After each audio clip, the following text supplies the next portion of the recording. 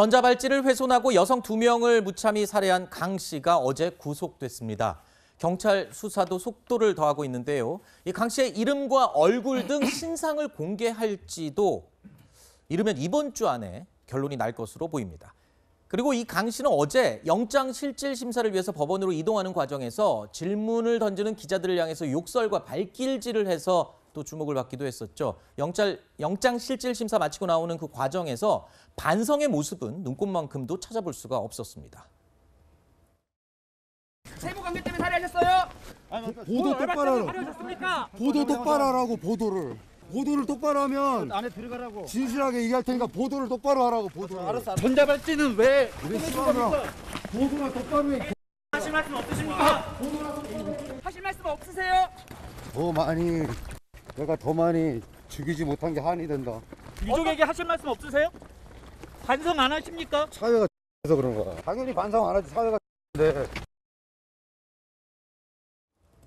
자, 그동안 이렇게 언론을 향해서 발길질하고 욕설을 저지른 경우는 흔치 않았어요. 더군다나 더 범행을 저지르지 못해서 아쉽다. 이 말은 굉장히 충격적이었어요. 그렇죠? 예, 그러니까 저 사람의 개인적인 캐릭터도 있는 것 같은데 저는 좀 보고 있는 것이 이 뻔뻔함이 굉장히 좀 전염된 것이 아니냐. 네. 정치권에서의 어떤 혐의가 의혹이 나오면은 다 이게 언론 탓이다. 그런데 지금 이 사람도 지금 언론 탓을 얘기하고 있거든요. 도대체 언론이 뭘 잘못 보도를 했길래 지금 얘기를 하는 거지. 그런 뻔뻔함들이 지금 좀 광범위하게 퍼지고 있다라는 거고, 또 하나는 그 언론 혐오입니다. 그러니까 약간 저는 그게 굉장히 우려되는데, 저널리스트로서 뭐만 잘못하면 언론이 잘못했다고 얘기를 했는데 언론이 잘못한 게 없거든요. 이거 과정에서. 물론 언론이 예전에 잘못한 일이 있기는 하지만 근데 모두가 이렇게 언론을 욕하고 하는 것이 굉장히 저는 우려스럽다. 이렇게 말씀드리겠습니다.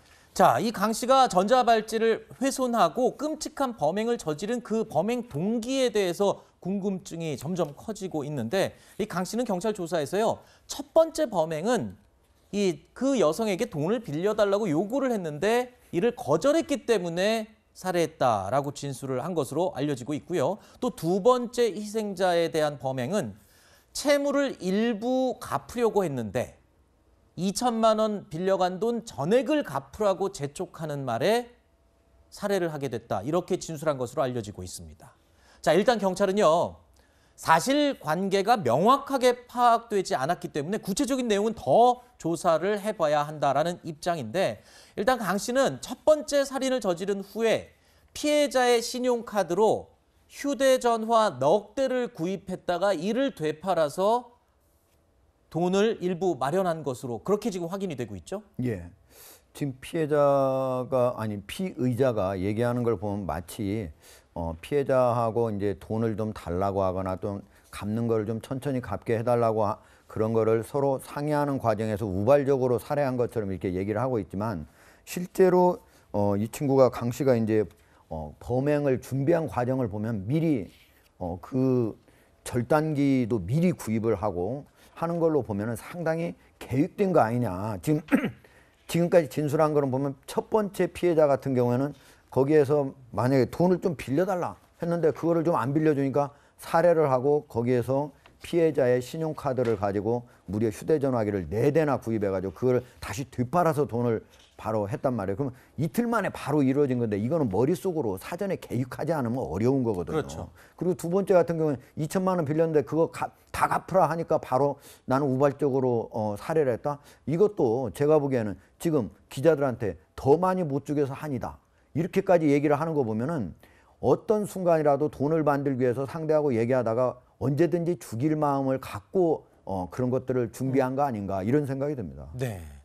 어제 한 언론을 통해서 이 강 씨가 출소 직후에 교도소 심리치료 수업 강사와 했던 통화 녹취 내용이 공개가 됐습니다. 강 씨는 이 강사와의 통화에서 출소 이후에 자유의 몸이 됐다며 기쁨을 감추지 못하는 대화가 나온 것으로 확인되고 있는데요. 반값이 비싸다면서 불만을 내비치면서도 무슨 수를 써서라도 성공해서 잘 먹고 잘 살겠다, 이런 다짐을 하기도 한 것으로 알려지고 있습니다. 자, 강 씨의 과거 행적에 대한 이야기 하나 둘씩 언론 보도를 통해서 또 확인이 되고 있는 상황인데요. 지난 5월에 천안교도소에서 가출소했던 강 씨가 가출소 직후부터 주민센터에 가서 난동을 부렸다라는 얘기도 나오고 있는데 이거 이유가 뭐였습니까? 일단 그 출소한 다음에 이제 주민센터에 가가지고 기초생활수급자 신청을 했습니다. 네. 그래서 이제 3달간 500여만 원을 이제 받은 것으로 이제 알려지면서 그것도 약간 논란이 됐어요. 나도 일 안 하고 기초생활수급자 받고 싶다라고 했는데 사실 이제 돈을 아예 지원을 안 하면 오히려 재범을 이렇게 가능성이 있기 때문에 네. 어느 정도의 정착하기까지 지원금은 불가피합니다. 다만 그 이후에도 지속적으로 찾아가가지고 지원금이 적다. 그리고 추가로 후원 물품을 해달라라고 하면서 계속 행패를 부렸고 네. 발찌를 이제 보여주면서 나 약간 위협하듯이 아하. 약간 직원들을 그런 식으로 난동 행패를 지속적으로 부려와서 네. 사실 이때부터 징후가 좀 있었으면 좀 더 감시를 면밀히 했었어야 되는데 법무부가 제대로 대응을 못한 거죠. 네.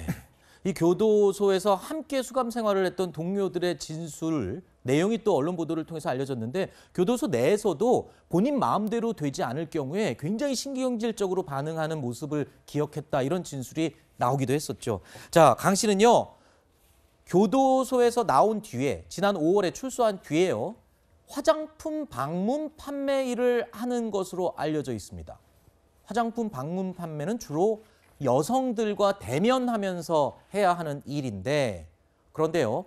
채널A 취재 결과 이 법무부에서는 이 강 씨가 어느 회사에 취직을 했었는지 이 취직을 한 건 사실인지 그 내용조차 제대로 확인을 해보지 않은 것으로 지금 알려지고 있다고요. 예.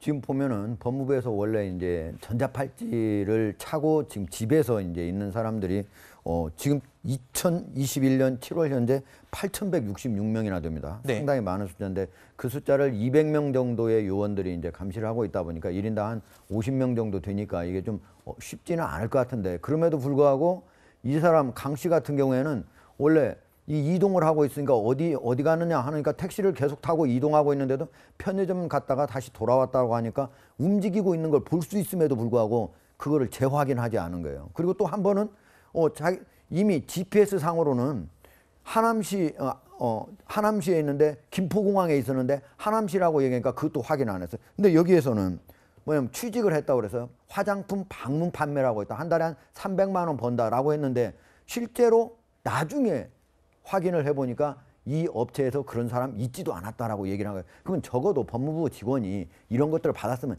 진실인지 여부는 조금이라도 확인을 했으면 네. 이렇게 두 사람이 희생되는 그런 최악의 참사는 면할 수 있지도 않았을까 이런 아쉬움이 있습니다.